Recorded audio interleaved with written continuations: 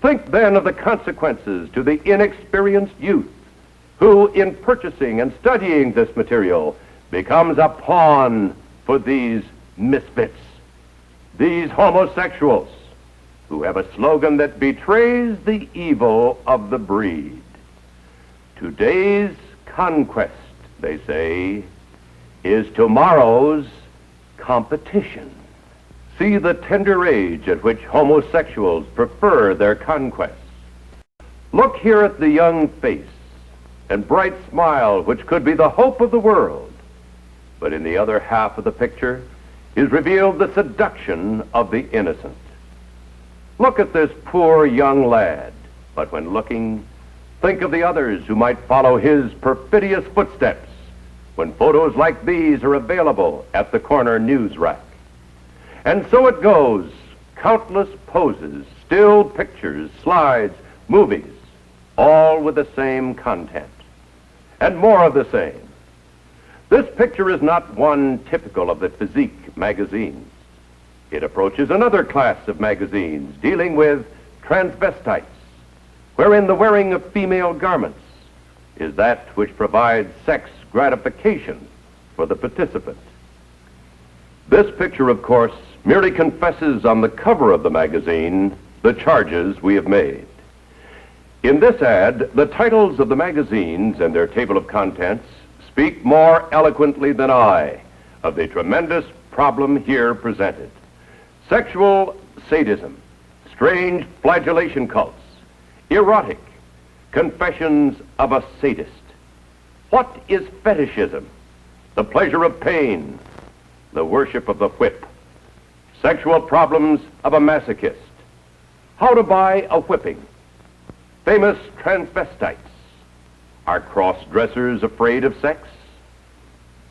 These titles lead us to an even more bizarre but nevertheless common product of our news racks. The composite picture here speaks for itself. This type of aberration is usually depicted by showing several persons, one of whom is dominant, and binding or inflicting pain upon the other. And thus the grotesque costuming and the significance of the extreme spiked heel and the tight boot, the riding crop, the burning cigarette, rubber and leather garments, and all the rest. And here again, an appeal to the sodomist with a play upon the buttocks, the laced leather garment. This picture hints at the common idea of bestiality. Dr. Sorokin, the renowned sociologist at Harvard, says that today the newsstands, quote, depict the world as a sort of human zoo inhabited by raped, mutilated, and murdered females, and by he-males outmatching in bestiality cavemen and outlusting the lustiest of animals. Male and female alike are hardened in cynical contempt of human life and values, unquote. The degradation of these people is so complete, as shown here, that their sex satisfaction and climax come only in being tortured themselves, of inflicting torture on others. Even the blasphemy of the human body is depicted in this devilish, sadistic shot, becoming more and more common on our newsstands of America. Seldom have you been in a supermarket without brushing by the news rack with the so-called men's adventure magazines, where with word and picture, lust and violence filled pages devoured by juvenile eyes.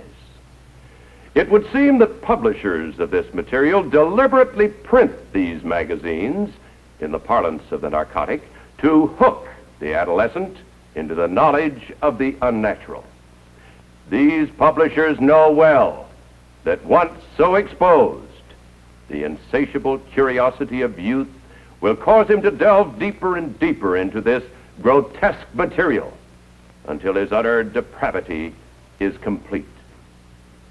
All of you have heard of mail order obscenity. The problem is graphically illustrated by these advertisements, all of which were clipped from this one copy of a single girly magazine. In these, as well as in all the other groups of magazines, the rawest materials can be ordered through the United States mails. And thus, newsstand publications create a market for illustrated, hardcore pornography.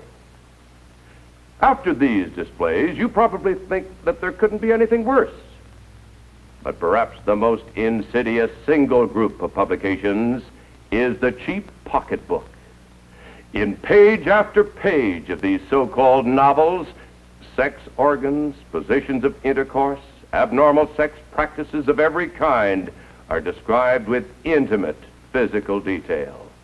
Nothing is left to the imagination. An invitation even is extended to the reader to come join the fun.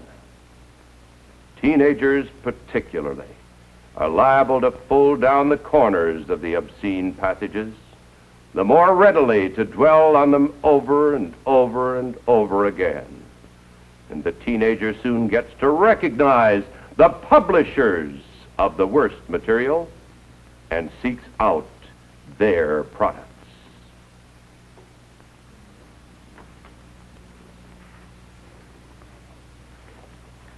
This is a book typical of many.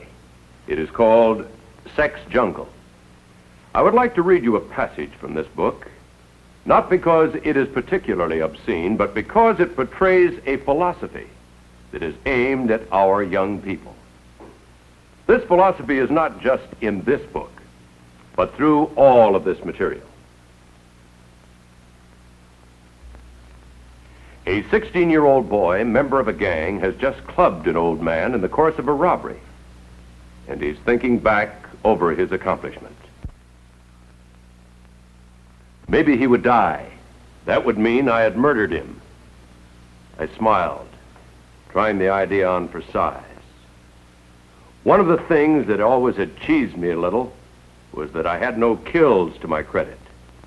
I'd been in plenty of rumbles, but somehow I'd never cooled anyone.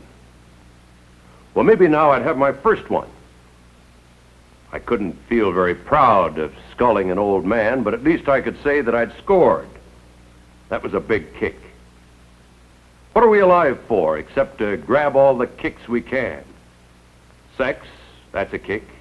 Sure, a damn good one. A guy can't ever get enough of that. Drinking, that's another kick. An okay kick. Marijuana, sure. M's good too, if you don't let it get the upper hand with you. Heroin, H. There was something to be said for that. I'd tried it. But horse isn't such a good kick because it takes more than it gives. And before long, you use it and you don't get any kick. There were others. Rape.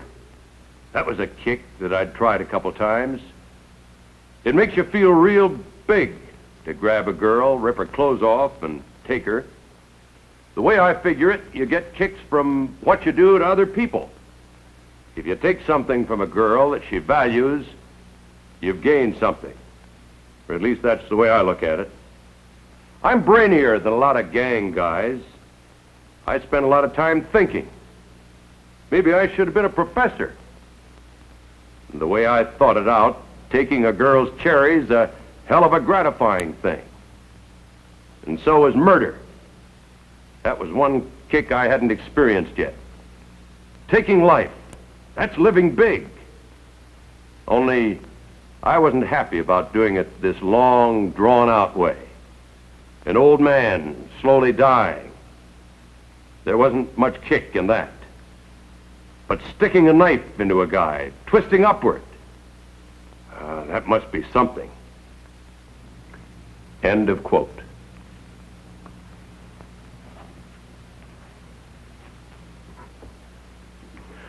I repeat, my friends, I have not shown you these pictures and quoted from this material merely to shock you or make this presentation sensational. It is only to show what is openly available on your newsstands. And think of this. What you have just seen is not the worst material available. And yet, even this required editing to make it suitable to be shown in this film.